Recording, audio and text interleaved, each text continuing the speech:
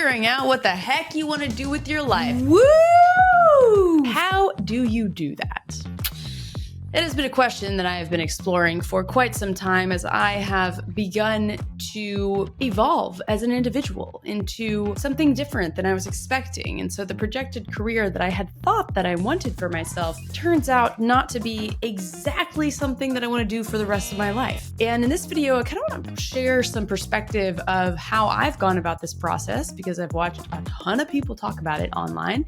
And there's many different ways to go about this process. The first thing to know is that your way of going about it is going to be very different than anyone else's way of going about it. Now, personally, I came across a system called human design that shows you how you are designed to be or who you are designed to be.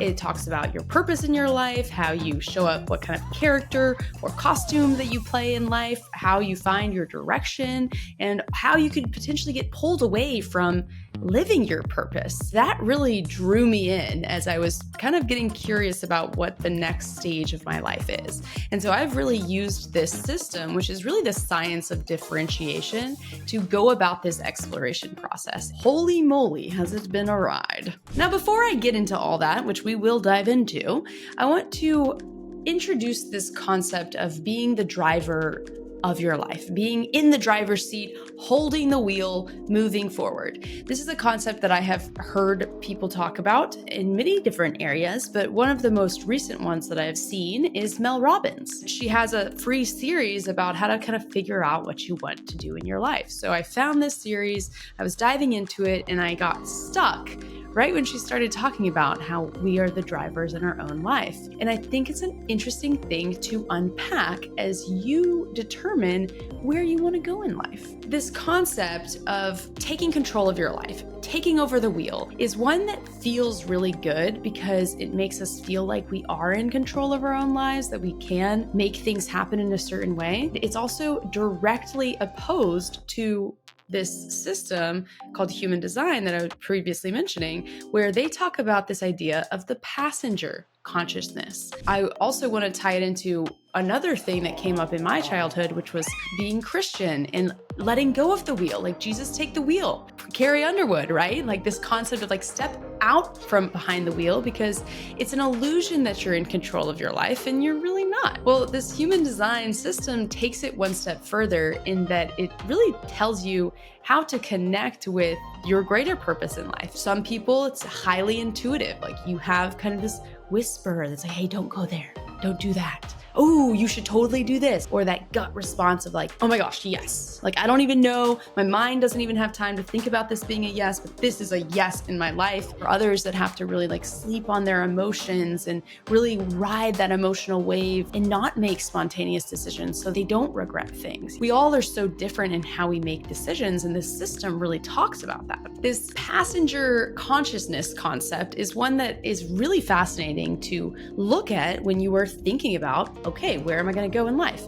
And you're wanting to step behind the wheel and you're wanting to take control of your life and just drive, right? Feels good to do that. It also feels so good when you let go of that. If you don't know what human design is, then I will have a quick start guide to human design in the description below that you're welcome to check out after this video. You can look up your chart, all the things, I'll guide you through it. But for now, stick with me. We'll walk through this process. So when you look at your chart, it can be very confusing and you don't need to understand anything except for what I'm about to tell you. On the right-hand side of the chart, there are these black numbers and symbols. On the left-hand side of the chart, there's red. What these refer to is different energies that you have within your life. For example, I'm someone that likes to start things with gate 53. I am someone that loves the spirit. Like I might find a certain element of direction in my life by following the love of spirit, or my creative expression through gate 1. There's many different ways that these energies can show up in your life. Now, when they're black, you're conscious of them. You're conscious of these elements of yourself. It's really your personality, how you view yourself.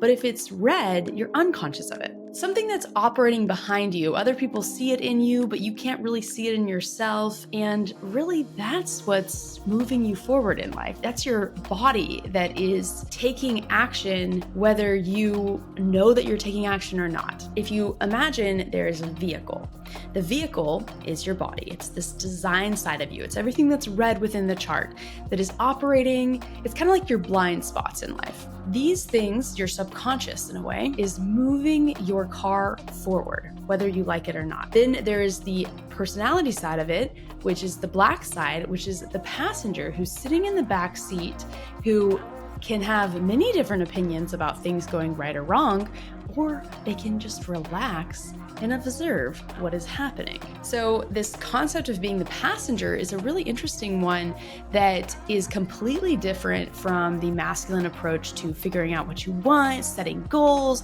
running after it, making it happen. There's the yin energy that is very relaxed and more flowy, and I can do anything that I want in life, versus the yang energy. We're setting goals, we're making it happen, we're driving forward. As I have gone about kind of becoming the passenger in my own life and watching things observe and really feeling into this, what we call strategy and authority in human design, and my unique way of making decisions through my intuitive insight in the moment, I am becoming more of that chill passenger that's just like, you know what? I'm not in the driver's seat, and I love not being in the driver's seat. I want to sit back. I want to watch life unfold. And at times it can be scary, but I could be either in the back of the seat, like grabbing a blankie, terrified out of my mind about where we're going, screaming at the top of my lungs, or, it all kind of works out. It all kind of goes where it's supposed to go. And I can actually relax in the back seat and do some breathing techniques and just kind of let it go and hand it off and not be in control.